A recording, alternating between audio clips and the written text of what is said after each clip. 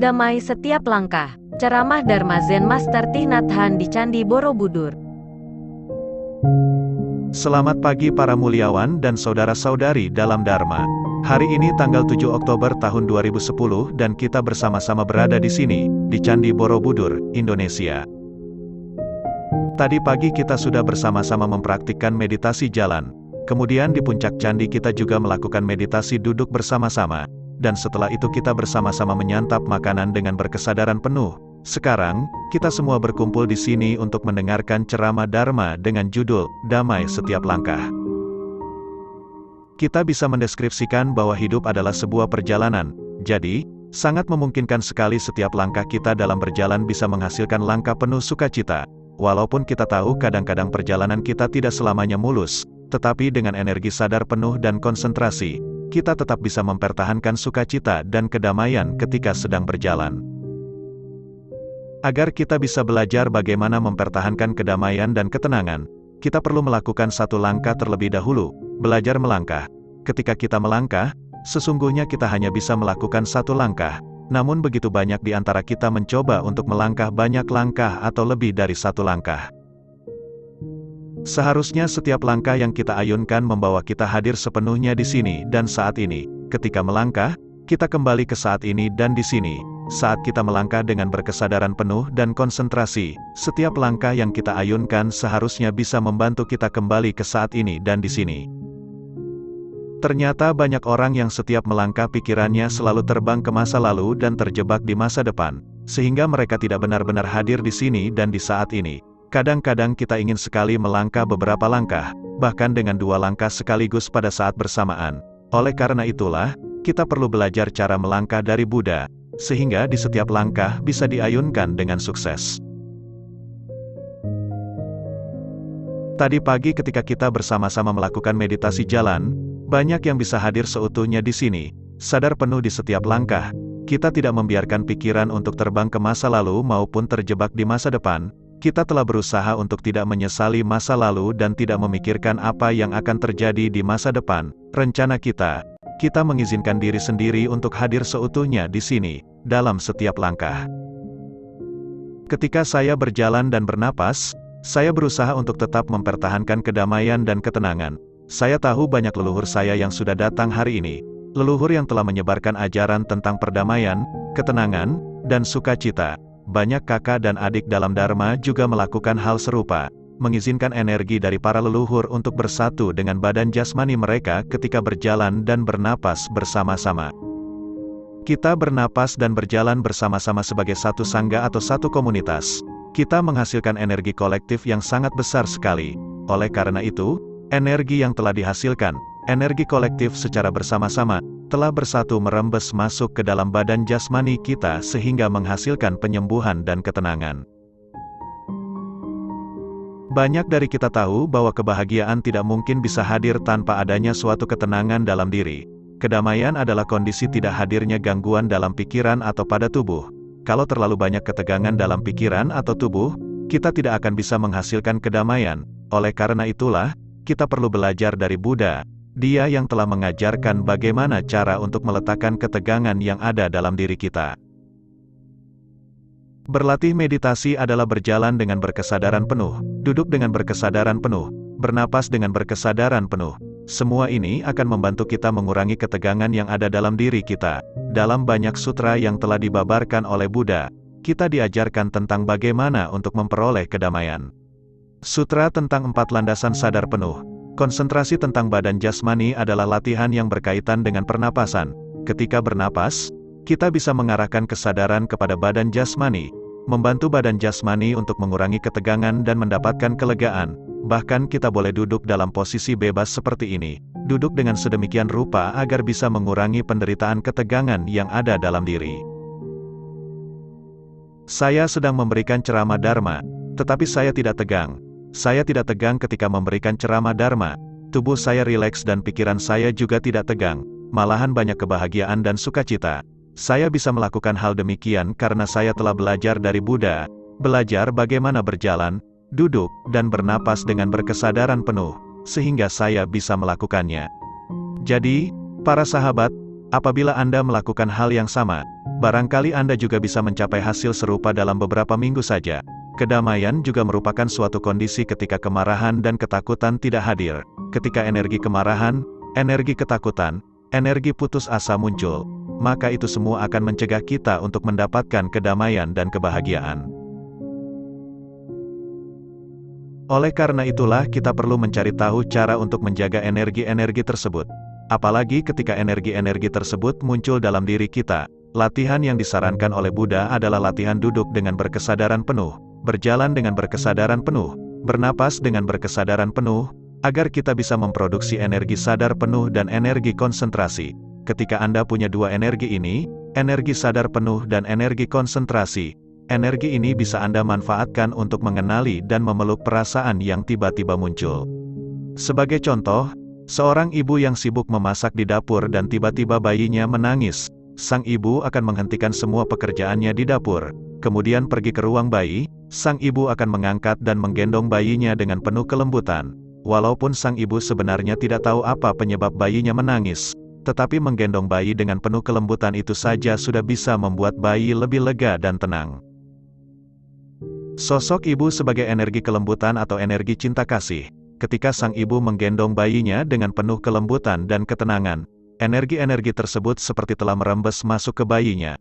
Dengan cara demikian, walaupun sang ibu tidak tahu penyebab bayinya menangis, tetapi dengan cara menggendong dengan kelembutan, bayi itu sudah bisa merasa lebih lega dan penderitaannya semakin berkurang. Kemelekatan, kebencian, kemarahan, itu adalah bayi kita. Ketika bayi kita menangis, kita harus betul-betul hadir seutuhnya untuk merawatnya. Kalau Anda adalah seorang praktisi, maka Anda perlu bernapas, berjalan, dan duduk dengan berkesadaran penuh untuk membangkitkan energi sadar penuh dan membangkitkan energi konsentrasi, untuk betul-betul hadir seutuhnya, untuk merawat energi-energi negatif tadi. Jadi, energi sadar penuh dan energi konsentrasi yang kita bangkitkan dari latihan-latihan berjalan, duduk, dan bernapas itulah yang disebut sebagai ibu yang menjaga bayi itu. Kehadiran ibu untuk membantu, bukan untuk membekap atau menghukum bayinya. Jadi, energi sadar penuh dan energi konsentrasi yang kita hasilkan bukanlah untuk berperang dengan perasaan-perasaan negatif, tetapi energi konsentrasi dan sadar penuh bertugas untuk membantu. Energi sadar penuh dan energi konsentrasi selayaknya perlu kita bangkitkan melalui latihan kita. Ketika kita bisa menghasilkan energi sadar penuh dan energi konsentrasi, maka dua energi ini akan punya kemampuan untuk mengenali energi negatif, sehingga energi tersebut bisa dipeluk. Mari kita bersama-sama menerapkan latihan yang disarankan atau dinasihatkan oleh Buddha. Bernapas masuk, aku merasa aku masih hidup. Bernapas keluar, aku tetap hidup dalam diriku dan di luar diriku. Ketika aku bernapas masuk dengan berkesadaran penuh, aku menyadari bahwa aku masih hidup dan kehidupan ada dalam diriku. Tahu saya masih hidup adalah suatu hal yang sangat ajaib sekali.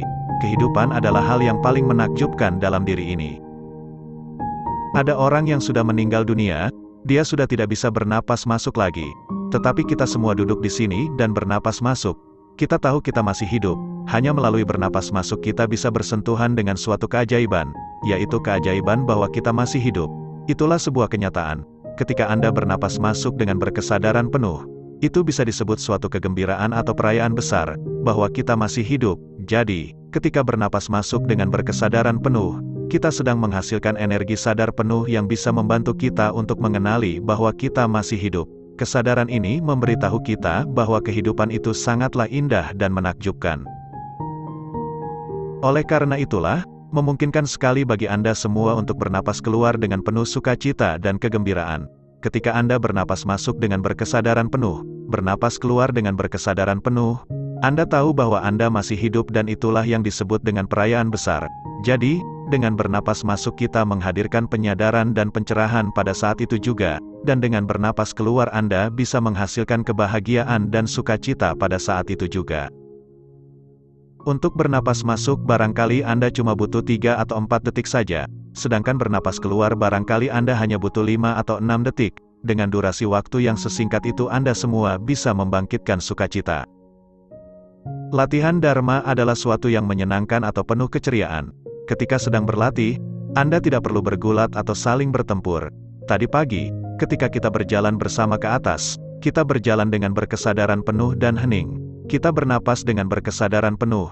Kita tidak perlu berupaya apapun. Kita hanya berjalan dan kita berjalan bersama-sama para sahabat awam maupun para monastik, muliawan, biksu, dan biksuni. Ketika kita berjalan, kita bisa merasakan kedamaian, ketenangan, dan kebahagiaan hadir di situ. Kualitas ketenangan, kebahagiaan, dan kedamaian itu diproduksi oleh kita bersama-sama. Energi itu sangat menyehatkan atau memberi nutrisi sehat bagi kita semua. Ketika kita bisa melakukan hal demikian, membangkitkan energi sadar penuh, maka kita punya kemampuan untuk merawat perasaan marah atau putus asa. Walaupun pada 5 atau 10 menit pertama energi kemarahan masih terasa kehadirannya, tetapi energi itu sudah mulai berkurang. Penderitaan Anda sudah berkurang banyak sekali, karena energi sadar penuh dan energi konsentrasi sudah hadir di situ. Ketika Anda marah dan Anda tahu cara latihan untuk bernapas, duduk, dan berjalan dengan berkesadaran penuh, latihan tersebut menghasilkan energi sadar penuh dan konsentrasi. Walaupun kita tahu bahwa kemarahan ada di dalam diri kita, tetapi ketika kita berlatih bernapas masuk dan bernapas keluar, kita sudah mulai mengurangi penderitaan akibat dari kemarahan. Walaupun kita belum sepenuhnya hadir seutuhnya di sini, mungkin pada awalnya kita hanya 30% hadir di sini, tetapi nanti pelan-pelan akan bertambah kalau kita rajin latihan bernapas, berlatih menghasilkan energi sadar penuh dan konsentrasi. Kita bisa membantu diri sendiri untuk mengurangi kemarahan dengan lebih cepat lagi. Seharusnya kita semua jangan menunggu kemarahan muncul barulah ingat untuk berlatih. Kita hendaknya berlatih berjalan, bernapas, dan duduk dengan berkesadaran penuh ketika kemarahan dan ketakutan belum hadir. Berlatih melalui cara demikian akan menghasilkan begitu banyak kebahagiaan dan sukacita. Latihan itu akan menjadi suatu kebiasaan kita, sehingga ketika kemarahan muncul dalam diri kita, tiba-tiba kita bisa ingat akan latihan berjalan, duduk, dan bernapas dengan berkesadaran penuh. Pada saat itu juga kita bisa memanggil energi sadar penuh dan energi konsentrasi untuk memeluk dan menjaga kemarahan kita, sehingga kita bisa mengurangi kemarahan itu. Dalam ajaran Buddha, latihan tersebut bisa diterapkan dan dilakukan bersama-sama.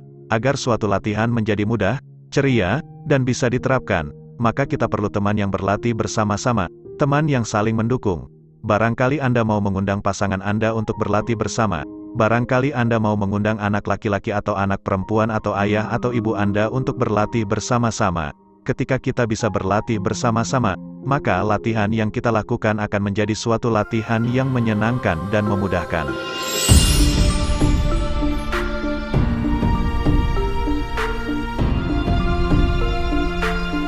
Buddha menasihatkan para monastik bahwa mereka perlu berlatih bersama-sama untuk membentuk sangga atau komunitas yang disebut sangga monastik.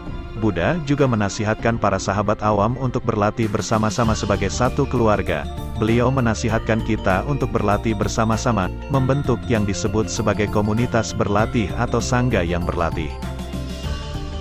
Ketika Anda datang ke sebuah komunitas atau sangga, Anda bisa merasakan energi kolektif yang dibangkitkan secara bersama-sama itu. Pada awal berlatih barangkali Anda merasa bahwa energi sadar penuh dan energi konsentrasi yang ada dalam diri Anda masih belum cukup kuat untuk menjaga atau memeluk kemarahan yang muncul dalam diri Anda. Ketika Anda punya sangga maka Anda bisa pergi ke sana untuk berlatih bersama-sama, meminjam energi sadar penuh dari sangga untuk memeluk kemarahan yang muncul dalam diri Anda. Setiap orang yang ada di dalam sangga telah berlatih berjalan, duduk, dan bernapas dengan berkesadaran penuh. Anda boleh datang kepada sangga, kemudian Anda boleh bilang kepada sangga, "Saya punya banyak penderitaan, saya punya banyak kemarahan, mohon bantulah saya, wahai sangga, mohon bangkitkan energi sadar penuh dan konsentrasi, agar saya bisa memeluk kemarahan saya, bantulah saya." Anda menyerahkan diri sepenuhnya kepada sangga. Anda membiarkan sangga sebagai seorang ibu yang menggendong Anda. Anda mengizinkan sangga untuk memindahkan Anda atau mentransportasikan seperti sebuah perahu dan Anda bisa mendapatkan kelegaan dengan begitu cepat. Inilah sebuah latihan yang disebut, aku berlindung kepada sangga. Bernapas masuk, aku bisa merasakan kehadiran sangga di sekitar saya. Dan bernapas keluar, saya merasa bahagia karena saya memiliki sebuah sangga. Seketika kita berlatih, aku berlindung kepada sangga, Itu bukanlah sebuah ucapan saja atau sebuah ucapan Sangham Saranam Gacchami, tetapi kita betul-betul melakukannya. Kita pergi ke Sangga, berlatih di sana dan kita berlindung di sana untuk meminta bantuan Sangga. Sebagai sebuah contoh, ketika Anda melemparkan sebongkah batu ke sungai, maka sekecil apapun atau sebesar apapun batu itu, maka batu itu akan tenggelam ke dasar sungai. Tetapi kalau Anda punya perahu, Anda bisa membuat banyak batu, bahkan bertonton batu untuk mengapung di atas sungai. Jadi Sangga itu seperti sebuah perahu.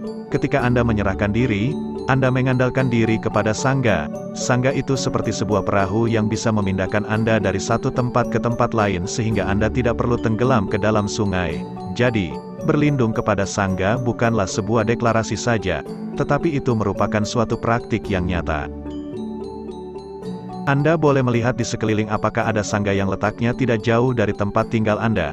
Anda boleh ke arah sebelah kiri untuk melihat apakah ada Sangga yang ketika Anda ke sana bisa bergabung di sana. Anda menjadi sukarelawan untuk menjadi elemen pertama untuk membangun Sangga. Anda boleh mengusulkan kepada suami atau istri atau pasangan, kepada orang tua, ayah atau ibu, atau bahkan kepada anak-anak Anda dan mengusulkan kepada mereka agar mereka menjadi elemen Sangga pertama yang akan dibangun. Mohon ingat baik-baik bahwa Sangga bukanlah hanya para muliawan, biksu, atau biksuni, tapi Sangga juga termasuk sahabat awam, upasaka-upasika. Jadi, membangun Sangga di tempat Anda berdiam merupakan salah satu hal yang urgen, penting sekali, yang perlu Anda lakukan. Ketika Anda tidak punya Sangga, maka latihan Anda akan cepat sekali terkikis habis. Tetapi, apabila Anda punya Sangga, maka Anda bisa terus berlatih dan meneruskan latihan. Sangga hendaknya menjadi Sangga yang sejati. Di dalam Sangga yang sejati berkumpul mereka yang tahu bagaimana bernapas dengan berkesadaran penuh, berjalan dengan berkesadaran penuh. Di dalam Sangga itu, mereka belajar untuk duduk dengan berkesadaran penuh dan berjalan dengan berkesadaran penuh, kemudian juga berbicara dengan berkesadaran penuh. Anda bisa mengidentifikasi Sangga yang sejati dengan cepat, ketika Anda datang ke sebuah komunitas berlatih atau Sangga yang berlatih dan Anda bisa merasakan adanya suatu energi sadar penuh yang sangat besar sekali. Anda tahu bahwa ini adalah Sangga yang sejati. Energi sadar penuh Sangga atau energi kolektif yang dihasilkan oleh Sangga itu berasal dari hasil latihan duduk dengan berkesadaran penuh, berjalan dengan berkesadaran penuh, dan mendengarkan dengan berkesadaran penuh. Ketika Anda menemukan Sangga yang berlatih demikian, berarti Anda telah menemukan permata, karena Sangga itu adalah permata. Sangga adalah mereka yang betul-betul bisa membangkitkan Dharma yang hidup, living Dharma. Dharma yang hidup tidak sepenuhnya dalam bentuk Dharma yang diucapkan atau Dharma yang tertulis. Apabila ada seseorang berjalan dengan berkesadaran penuh dan menghasilkan konsentrasi, berarti dia sedang membangkitkan Dharma yang hidup. Seseorang yang mendengarkan dengan berkesadaran penuh, yang duduk dengan hening, yang tidak mencatat apapun, berarti dia sedang membangkitkan Dharma yang hidup. Dharma yang diucapkan dan Dharma yang tertulis memang penting, tetapi Dharma yang hidup yang kita hasilkan dari latihan, itu lebih penting. Tadi pagi ketika kita meditasi berjalan naik ke puncak candi, kita berlatih berjalan dengan berkesadaran penuh, bernapas dengan berkesadaran penuh, berarti kita sedang membangkitkan Dharma yang hidup. Semua orang melakukannya, semua orang tidak berbicara, semua orang sunyi dan hening, dan semua orang bisa merasakan energi tersebut. Sangga yang sejati adalah Sangga yang bisa mempersembahkan kepada kita Dharma yang hidup. Ketika Anda mendapatkan permata pertama, yaitu permata Sangga, maka ada permata lain yang muncul di situ, yaitu permata Dharma. Permata Dharma adalah permata yang dihasilkan dari energi sadar penuh dan energi konsentrasi, dan dari kedua energi ini bisa dihasilkan kedamaian sejati. Dharma sejati adalah Dharma yang kita bangkitkan dari hasil latihan. Kita tidak bisa membelinya, kita tidak bisa membeli Dharma sejati di supermarket.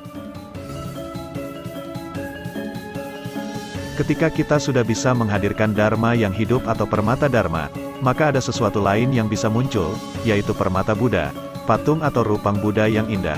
Rupang itu bukanlah Buddha yang hidup, buku yang berisi ceramah Dharma itu belum bisa disebut Dharma yang hidup. Ketika kita ingin menemukan Buddha yang sejati, Dharma yang hidup, maka kita perlu mencarinya, mencari dia. Anda semua mungkin bertanya, di manakah Buddha yang sejati? Di Di manakah Dharma yang hidup? Ada di mana? Ketika Anda menemukan komunitas yang berlatih, yang bisa menghasilkan energi sadar penuh dan energi konsentrasi, maka Anda tahu Buddha yang sejati hadir di situ. Anda tahu bahwa sebuah sangga yang sejati selalu bisa menghadirkan Dharma yang hidup. Saya mencoba untuk membangkitkan Dharma yang sejati melalui menyeruput secangkir teh ini.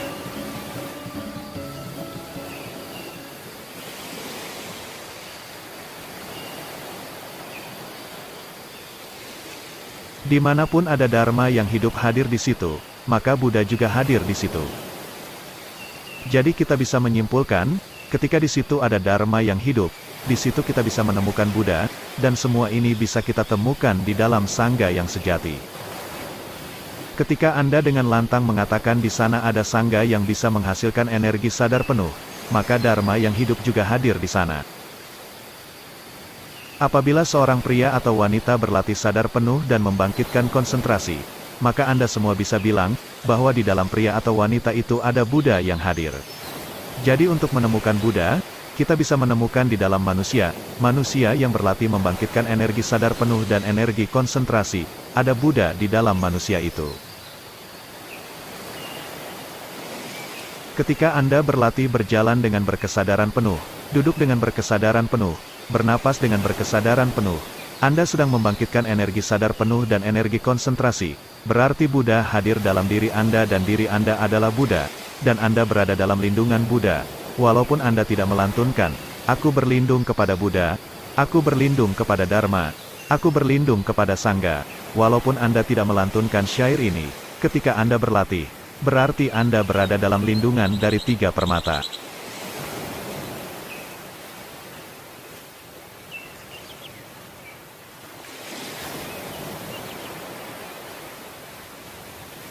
Setelah ini kami para biksu dan biksuni akan melakukan pindapata dan para biksu dan biksuni akan menerima apapun yang dipersembahkan kepada mereka, apa yang telah diterima, kemudian akan dibagikan kepada masyarakat prasejahtera. Kami bukan hanya berlatih demi bentuk luar saja, jadi kami akan melakukan latihan ini sedemikian rupa sehingga setiap momen merupakan momen untuk membangkitkan sadar penuh dan konsentrasi. Ketika kami para monastik menerima persembahan, kami akan menjadikan setiap langkah dan setiap napas kami berkesadaran penuh, untuk membangkitkan energi sadar penuh, menjadikannya kesempatan untuk berlatih. Jadi, para monastik maupun para sahabat awam harus memastikan dirinya masing-masing bahwa setiap langkah adalah langkah damai, langkah sadar penuh, dan setiap napas adalah napas sadar penuh dan napas damai. Jadi kita bersama-sama membangkitkan Buddha yang hidup, living Buddha, Dharma yang hidup, living Dharma, dan Sangha yang hidup, living Sangha.